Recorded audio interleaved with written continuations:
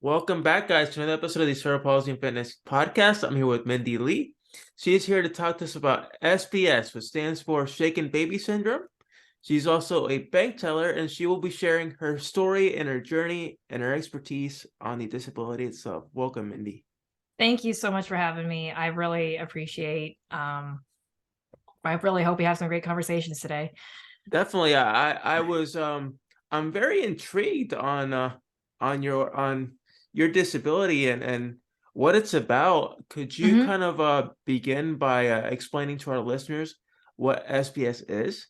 Absolutely. So SBS is short for shaken baby syndrome. And it's essentially when you take a child, a grown up, whether it's a caretaker, a parent, anybody, can shake a child to the point of unconsciousness, really. Due to frustration, anger. It's usually when the baby is crying and there are outstanding factors to why the parent or the adult would want to shake the child, but usually, yeah, shaking the child to unconsciousness and then producing a brain bleed. um and unfortunately some children don't survive from that. But I was fortunate, obviously, to come out of that the other side. So to kind of elaborate on that, do you Hmm. know exactly like what I guess the prognosis or the amount of like the months of so around when the baby could be shaken, like could it be around 3 months? Like could it happen Of at like a course. year, 2 years? Yeah, so I think it could honestly, it doesn't usually start like right at birth, but I mean, in my case, I was shaken at 4 months old, so that can indicate, it can start at a really young age. I've seen stories where it's 2 months, 3 months, but it could probably, honestly, it could go up to a year. And I think I don't see too many cases where it's gone up farther than like older than a year. So anywhere between, 3 months to a year old. And, children and babies they're really um fragile, and they're still developing, obviously, at 4 months old. I mean, so it's really unfortunate, but yeah, so anywhere between two to a year old. And did it take you a long time to kind of I know you've suffered some significant struggles with it. Could you kind of share what happened after you were shook? Yeah. Yeah. So basically, right afterwards, I mean, you basically have to, I mean, a surgery has to be performed. And of course, the doctor was very stern with his prognosis, in that, your baby, if they survive, will, you know, not be a fully functional baby, and will struggle to grow up, because when they grow up, because there may be, walking issues, talking issues, communication issues, things like that. And unfortunately, I mean, as I grew up, I mean, I was surrounded by family and a lot of love and a lot of care. But even so, like occupational therapy, physical therapy, years of being able to, oh, excuse me, quote unquote, love myself. And I'm still struggling that to this day. But I mean, yeah, it's taken a lot of not only physical, but mental and emotional and things like that as well. And how have you been able to kind of cope or persevere through all those challenges so far? Well, yeah, like I said before, I've been surrounded by a lot of love, a lot of family support, a lot of friend support, um, and just people who cared about me and believed in me, really, because that's all you need. Yeah. Yeah, so that's really about it.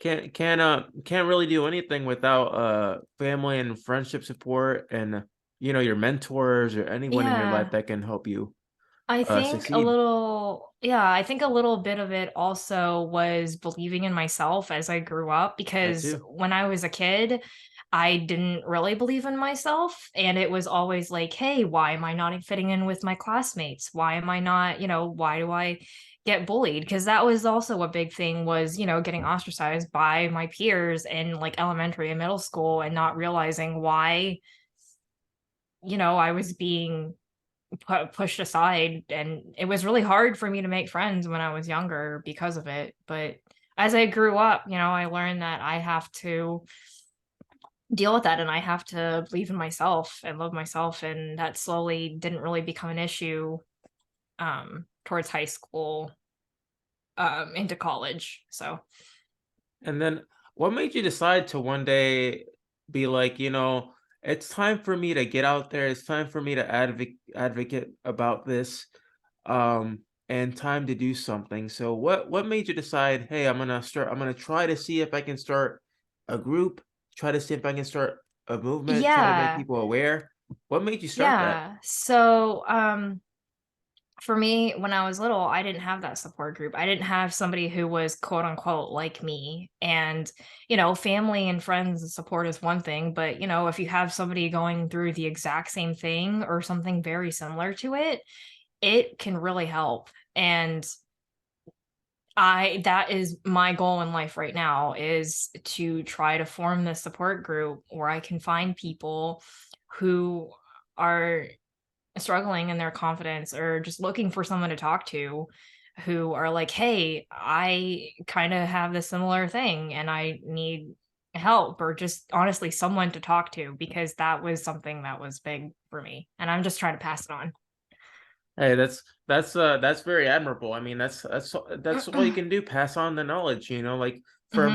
for me as a kid, my stepmom used to always tell me, the only way you're gonna get your peers and your teachers and everybody around you to understand you is by explaining what you have, and just being honest about it. What makes you different and what Of makes you course. unique, but just because you do things slowly and it takes you a while doesn't mean that you're not gonna do Absolutely. it. It Yeah. just takes you longer. Yeah, and that's funny that you mentioned that, because that specifically, like, learning that, hey, it's going to take me maybe twice as long for me to tie my shoes, let's say, than a regular person.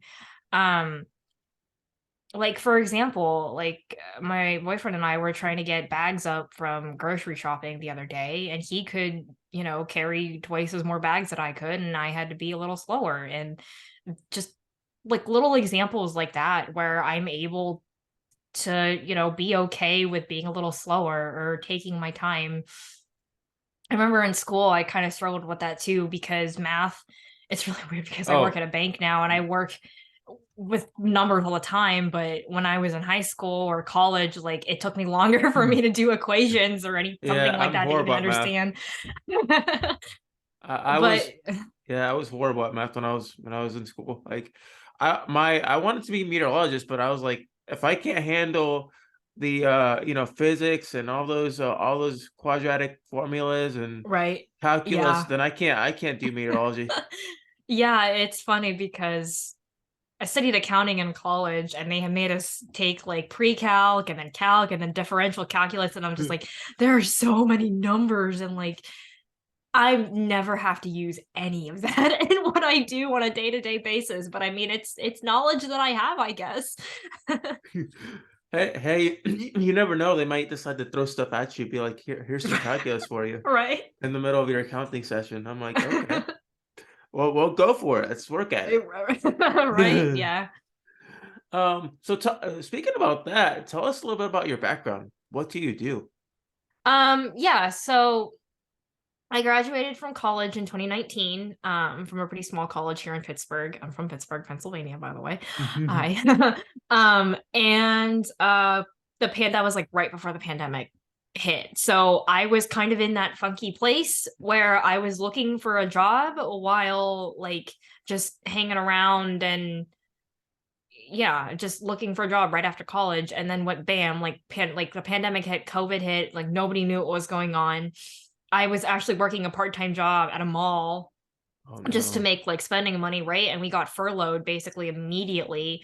And I Oh was like, oh man. damn, this is some serious stuff. And we have family back in China too, which, as everybody Yeah. knows, this is where it really began. And so it was really just like a whirlwind of, hey, is our family okay over there? And then we're also like trying to protect ourselves over here. So I kind of put my job search On hold. on hold. Yeah, and I went through this, and I think that kind of started a mental like depression, anxiety type thing, because we were obviously all in lockdown for so long, and we didn't have anybody to talk to or like anything to do. Like we couldn't go outside, like nobody knew what was going on, and so I kind of like curled up into myself and like didn't really do much for like about a year after the COVID hit. And summer of 2021, when things were starting to open back up again and people understood more about what was happening, I started applying for jobs again.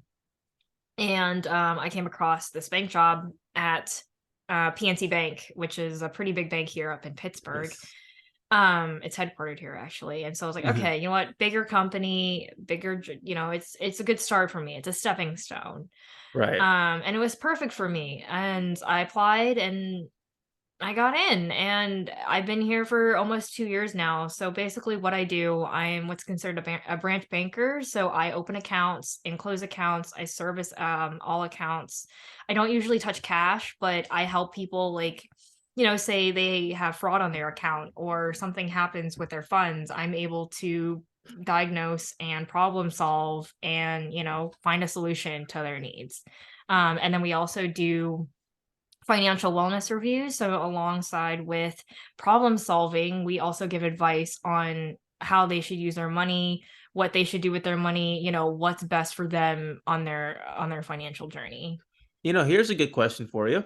Uh-huh. Now, speaking that we live in a generation that's all technological, especially with our kids that Mhm. that are in school, do you feel that they should have financial literacy back in our schools? Oh, absolutely. Personal finance when I was in college. Well, no, even when I was in high school, I had a personal finance class, and it was a 45-minute class, maybe like 3 days a week, and it actually helped cuz and honestly, I think they might need like cuz I've never learned how to pay taxes. Like taxes are something that you don't really learn how to do until like crap, you get a job and All then you right. and you're like, "Crap, I You get a have to pay W-2. taxes." Like what is this? So like, yeah, I absolutely think that. I mean, maybe like starting in high school or even middle school, just like learning the basics of financials and like learning how to spend money and how to budget money. I'm seeing how a lot of my clients are my age. I'm 25. Like they're all in Yeah. college and like they're all right out of college and and they're like, crap, well, I don't have any savings or like, Right. how do I retire? And like, where, like, and things like that. And I can speak for myself. Like, I learned this stuff pretty late as well. And I'm still learning a lot at my current job. And so I think it's definitely important for kids to learn just the basics of Right. Because finances. I remember growing Mm. I remember growing up. I'm actually a bit older than you. Uh-huh. That we learned how to do budgeting and how to manage money from elementary Hmm. school. We learned how to write a check. We learned how to manage money. Yeah. Yeah, that's another thing. I have to write so many checks. I have to teach so many of my clients how to write checks. And I'm like, wow, they really don't teach people this anymore. Cause, Yeah, our generation, I mean, kids, like we're talking about kids now, like technological. they don't ever have to, you know, it's Everything's all done through a about phone. screens. Yeah, Yeah, everything's just screens now. So yeah, checks are something of the past. You just send money through your phone. yeah. My great great grandma. I love her to death, but she still sends me cash. I'm like, Grandma, send me a check because I can just Mobile deposit. That's right. boop. Yeah, but it's hers. So I'm like, okay, I'll still take it. Right. Yeah, cat money is money still. Yeah, money's money still, right? Yeah. So, for you, how important it is for you to kind of get to spread awareness on SBS? Like, do you want, like you mentioned, you want to start a nonprofit based off of it? Is that something on the top of your list like right now? Absolutely not right now. I mean, we're in the very beginning stages right now. I'm still looking for board members, which is also something that I kind of want to advertise out there, I guess. Yeah, go for it. If you are interested, if you want to be a part of this team, look, we're at our very beginning stages, but I promise you it is going to be worth it because we're going to be helping so many people and passing on that message. So, let me know or let David know and then he can let me know because yeah. But anyway, we're looking for board members. We're still getting the whole paperwork and taxes thing figured out. Um but yeah, we're hoping to get that started soon. So, yeah, because I know it's always such a tough process when you start building an organization from the ground up. Having to get the name, the licenses, the funding, Mhm. even the 50 the is it the 501(c)(3) or The 4? 501s, yep, the 5013C. That's exactly right. And I know that because we work with those a lot at the bank. Yeah, so it's always important when you have that set because you're going to do something awesome with it. And I have Right. good feeling about this, and I'm hoping there's people out there, especially my listeners, and in case you don't know, we're in 38 countries that are listening to Wow. this. So Amazing. um all over the world, from the US to China to Singapore to England to Well, hey, out Australia. there. So everybody will be listening out there, and it's incredible what, like I say, what each and every one of my guests do, especially you, how much of a difference you make in this world, even if it's just a tiny fraction, you're still making a Oh. difference. Oh, hey, I You know, appreciate that. That so makes me a little that makes me warm. it's fantastic. And what I usually do is I usually take like anything that you mentioned, like any websites, any links that Mhm. you might have, Mhm. and I'll put it all up in the description on the episode. Mhm. Um, and I'd like to end this episode with something positive. So, what's a positive message for someone out there that's kind of dealing with the situation you've dealt with your life in your life? There are people out there who love you. There are people out there who care about you. There are people out there who will support you under any circumstances. I know that it can be hard for you sometimes to realize that, and it's hard for you to get through day to day, but you will and you can do it. And hey, I believe in you. Hey, And you can do it. that's right. You can do it. Have faith in yourself, right? Believe in yourself Absolutely. and anything you can do. Well, this episode will be on every other podcasting outlet: YouTube, Spotify, iTunes, and every other major podcasting outlet out there. Mhm. And I hope thank you, Mindy, so much for your expertise and for your time. Absolutely. I hope I shed a little bit of light on SBS and why it's important. And, there are people out there who survive because, I'm here. I'm sure there are people out there who are there. I'm sure there are a lot of other people out there who are around as well. But, if you ever need a lending hand or, just someone to listen, um, I have contact information on my website, which I'm sure David will provide. But yeah, Yes. we're always available. So Oh, well, thank you so much. Appreciate it. absolutely. Thanks again Oh, for having me on. This was so much fun. yeah, we did have a lot of fun, struggle through math, our hatred of math, but hey, what can we do, right? Right. Well, thank you.